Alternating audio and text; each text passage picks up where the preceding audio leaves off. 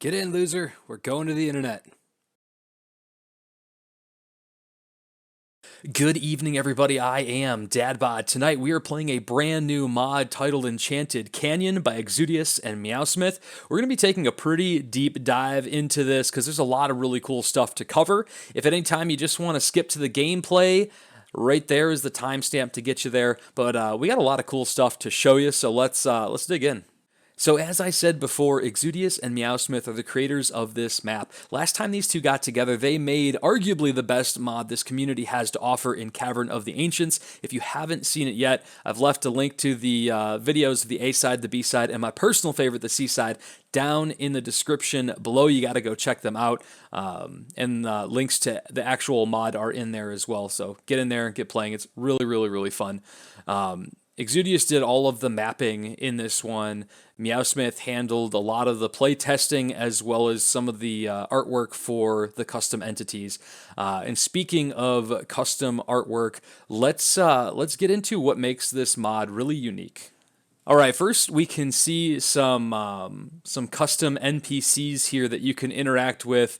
Exudias did the artwork for the characters, and there's a couple more that aren't going to be included in this introduction because I don't want to spoil the story for you.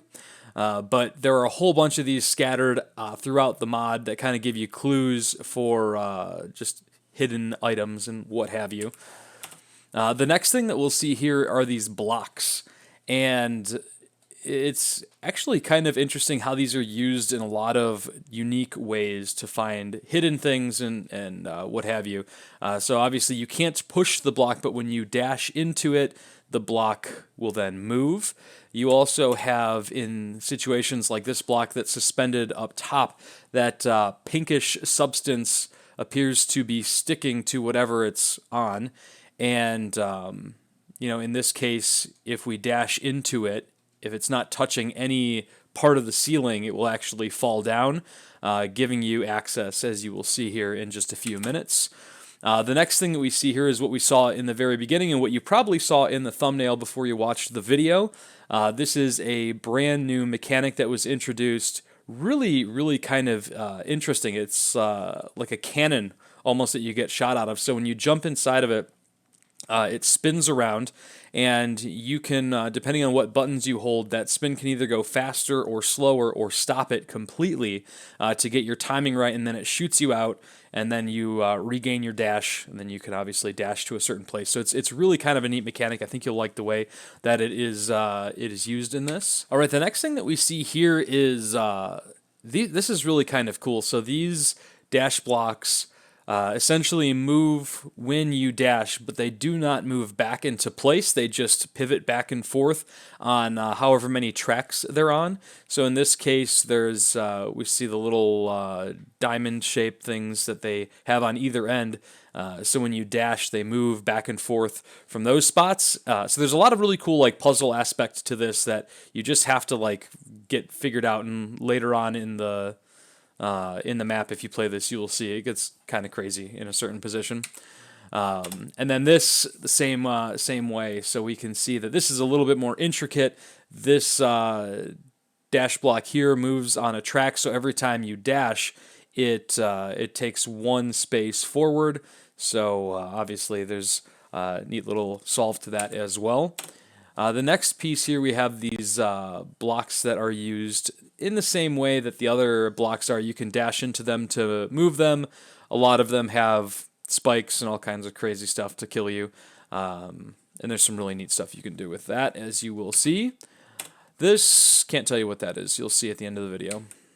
All right, now that we've gotten that out of the way, let's look at some of the other specifics of this map. As far as difficulty goes, this is going to be pretty much for everybody. It's not a hard map. This really focuses a lot on just level design and playability. It's super, super fun. If you go for all of the collectibles and maybe a hidden secret that might be at the end of this video, that's where difficulty could ramp up a little bit, but overall wasn't too bad. The hidden things, though, are pretty well hidden. I had to go through a whole bunch of times to find everything in here, so you'll see some are pretty clever. pretty darn clever. As far as the design goes, I mean, anytime you play a map by either of these two, they're extremely well designed, mainly because Meowsmith is just so dang anal retentive about everything, which in this case is a really, really good thing. There's nothing really bad to say about the design. It's so well done. Playability was great. There's even a really good story to this, although at the very end of it, I was ramping up for something a lot more, and it just didn't happen. So at the end of the day, the story was still really good. It was fun. I was hoping for a boss fight or something. That would have been really cool. I don't know how you would have done it, but a boss fight would have been really cool. As far as collectibles go, we have 15 berries total, B-side tape, and a heart. The heart actually eluded me for quite some time. I probably did 3 different playthroughs trying to find it, and I didn't even realize it. Now it's pretty obvious, but finally got all that. You'll see all of it in the video here. The strat for the heart was actually kind of cool, and the path to it, though it wasn't very long, was still really good. All right, the good, the bad, and the ugly. As far as good goes, there's tons of upside. It's mainly good because, I mean, you've got tons of great new mechanics that work really well. The design is really well done. The gameplay is really fun. It's well tested. I mean, there's almost no jank. The only jank is probably in the super secret hidden thing, which is at the end of this video. And it's good jank. It's actually really fun jank, if I do say so myself. As far as the bad goes, there's not really a lot of bad. I guess I prefer a little bit more of a higher difficulty level, but I also appreciate the fact that this map can be played by pretty much anybody. It's not like it's insanely difficult and only 7 people ever are going to beat it. It doesn't matter what your level of expertise is, you will probably be able to get through this map, and you're going to have a really fun time with it too. The story was really fun, although, like I said, I wish that at the very end it was kind of anticlimactic, but I mean, it is what it is. I was hoping for a boss fight. I still want a custom boss fight. That would be killer. And it's ugly. There's nothing ugly about this. It was beautiful. I have nothing negative, overly negative to say about this. It was awesome. So with that in mind, guys, let's get to the video. I hope you enjoyed. Did you like this format? I know we went in a lot more depth, and I think having that timestamp up there, if you really want to get past it, you can go ahead and get past it. But I think this also really goes into a lot more detail about what this map is actually about.